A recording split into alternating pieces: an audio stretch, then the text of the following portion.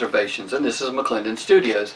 And I'm your host, David E. McClendon Sr., and we're going to talk about our Wednesday Hodgepodge post inspired by Joyce on this side of the pond, the Wednesday Hodgepodge meme. Each week she issues a series of questions to inspire people in their posting, to kind of help us that may be having a little blogger's block, to get some of that block shaken loose. Anyway, so let me go through the questions. We have 8 today. The first question is, how should success be measured? Using that as your standard, who is the most successful person you know? Well, success should never be measured by your pocketbook, by how much you own or where you work, what title is on your business card, or anything such as that, because that sort of success is fleeting. No, success should be measured by how happy you are in life. If you're satisfied in your job, whether you're a janitor or a CEO, that's more successful than being the world's top-rated CEO or financier or multi-billionaire or trillionaire. If you're not happy in what you're doing, if you don't have your health, if you don't have a close relationship with your family, then that's not success. Success is when you come home at the end of the day and you're happy with what you've done. If you haven't injured anyone during the day, or at least haven't intentionally hurt someone during the day, sometimes those things are unavoidable. Hopefully not that often that we hurt people. Success when you can lay down your head at the end of the day and realize that, hey, I've made a good mark on the world, and that's success, not what's in your bank account. The second question is, have you ever been to a hot air balloon launch? Ever taken a ride in a hot air balloon? Is that on your bucket list?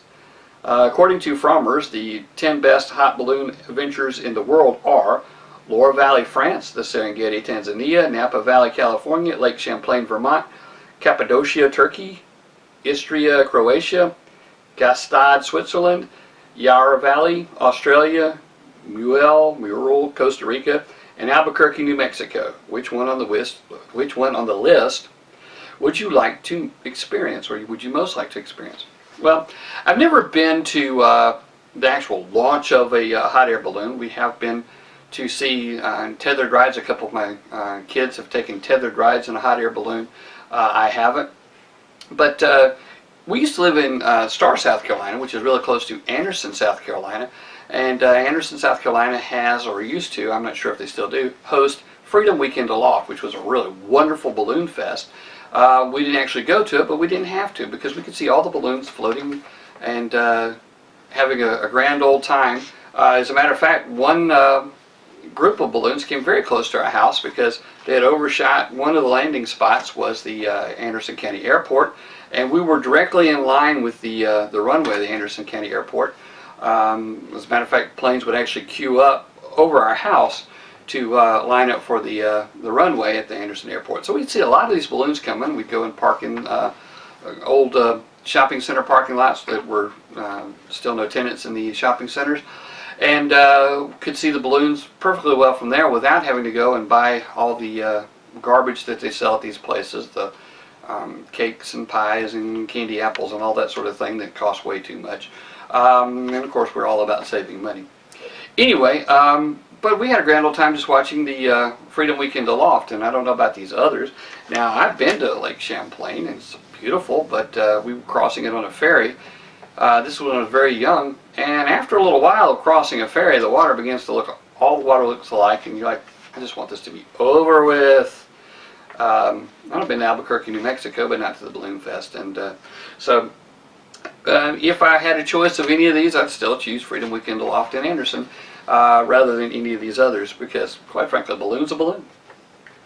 The next question is, May 25th is National Brown Bagget Day. Will you pack a lunch today? When did you last pack a lunch for someone, and what are your go-to ingredients for a brown bag lunch? Well, it's been quite some years since I retired. It used to be I would go to work and I would take a lunch, but to save on brown bags, we bought a Tupperware lunchbox, which my wife was a Tupperware representative at the time, and we packed this Tupperware lunch, and I'd usually take a sandwich, maybe a little something extra, and a big old glass mason jar of iced tea, which was very good. If I were going to pack the perfect lunch, it would be cold fried chicken thighs, some potato salad, not this potato salad made with mustard. Forget all about that mustard stuff. Don't put any eggs in it. Just mayonnaise and some celery, a little bit of onion, some paprika on top, that sort of thing. Of course, you have to have the potatoes and that good old Duke's mayonnaise. That big old jar of Duke's mayonnaise, may as well put the whole jar in there because it's good.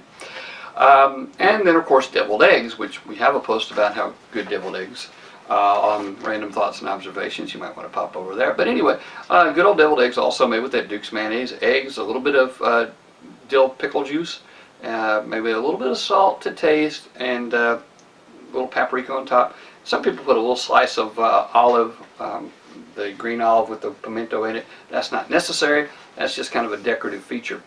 But anyway, that's what would go in your perfect lunch, and of course, a glass of iced tea. What's one of your favorite dance scenes from a movie on television, or from a movie or a television show? Well, years ago, the only episode I ever saw of Evening Shade was this brief moment of Michael Jeter dancing. He was evidently like a nerdy character on the show that everybody was kind of looking down on. And then they went to a dance, and he cut loose, and he danced all sorts of dances, just every dance you could name, to the Do You Love Me? That song, Do You Love Me? Now That I Can Dance, Watch Me Work. And that also plays in another movie that's listed here. Of course, Footloose was a great dance movie. They had a lot of dances. But now, probably the best dance scene is the end of the summer dance, or the end of the season dance on Dirty Dancing, where Patrick Swayze and the character named Baby dance at the very end, and it's just a nice romantic kind of scene. And in that movie, you have that same song, Do You Love Me Now That I Can Dance? John F. Kennedy made famous the line, ask not what you can do for your country. Ask not what your country can do for you, ask what you can do for your country. I'm liable to mess up or mix up anything anyway. I can vote, I can cast my vote, and hope that the right people get elected. But chances are good, if we get the right people elected, then they'll get into that good old boy network and they'll be just as bad as the others. And that's the problem that we're running into. But on the local level, we can get involved. We can go to the town meetings, the county meetings, the school board meetings, and express our opinion and hopefully sway the opinions of locally. We can, as we're walking down the road, we see garbage, pick it up, see trash around, pick it up. Help a neighbor. We have someone that needs something that we have that we can help them with.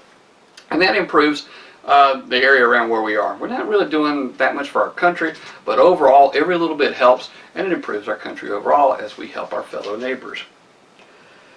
Okay, weekends are made for, well, weekends are not made for Michelob, although that's the old advertisement we used to see all the time, and that's the first thing that pops into your mind. I think my wife mentioned that on her psannie.blogspot.com post, is that weekends are made for Michelob, but she was just pointing that out because that's what comes to your mind when you hear that. Well, that's true. That's what comes to your mind when you first hear that. But weekends are made for downtime. Weekends are made for spending with your family, for enjoying your family, for hanging out with my beautiful child bride Suzanne, or our kids, or, of course, I'm retired. We've been retired, and so every day is like the weekend anyway. And then your own random thought. Well, last week I talked about missing Mayberry and Mayfield from Leave It to Beaver, and a little bit of points about that. You know, I miss like fishing with a cane pole back when, you know, you threw out your line and you fished with a cane pole, and you didn't really expect to catch anything. You were just sitting on the bank watching the creek go by or the stream go by and enjoying life like that. Missed making homemade ice cream, you know, that good peach ice cream made with South Carolina peaches. Really miss that. Miss the times where, you know, you'd see people sitting out on the front porch. They'd be making ice cream or eating a slice of watermelon. Not a lot of front porch time spent anymore, and the houses aren't even built with really real front porches anymore. Miss that sort of thing.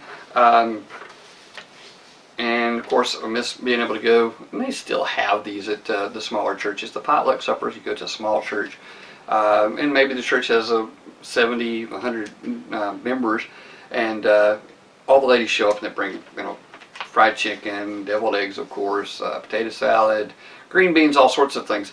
And you just get to sample everything, and you eat way too much and you enjoy it and miss those types of things. With today's mega churches, you got 100 people on the church staff, so you don't have that kind of camaraderie or social interaction that you would have normally with the other church members. So that's kind of become a thing of the past. Thankfully, there are still small churches like Andersonville Baptist Church back in Anderson, South Carolina, Caney Creek Church here in Wharton, Texas. There are a few other small churches that are really great. They really have the spirit in them. Flat Rock Baptist Church back in Starr, South Carolina, or Anderson, South Carolina. All those wonderful, wonderful small churches, and where you can really feel the interaction. And of course, churches like McDuffie Street Church, a guy back in Anderson, where you can really feel the Spirit move, and have some really great lunches, potluck kind of suppers or lunches. Want to wish everybody a happy Memorial Day. If you have the opportunity to spend time with your family, that's a wonderful time to spend. Get together, have a picnic, go to the lake, go to Lake Hartwell or one of these other beautiful lakes that we have out there in the world, and enjoy your Memorial Day, and say thank you to a veteran.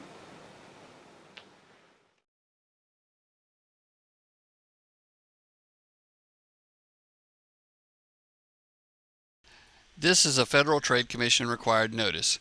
When you click on an advertisement that is displayed with this video, or just before it, we receive a small commission. Sometimes, if you merely watch an ad, we receive commission. If you purchase anything by clicking on links on any of our websites, we receive a commission as well. These great redneck coffee mugs are available at www.cafepress.com/redneckforpresident. We receive a commission off of them as well. You can also purchase buttons, yard signs, etc. from that website.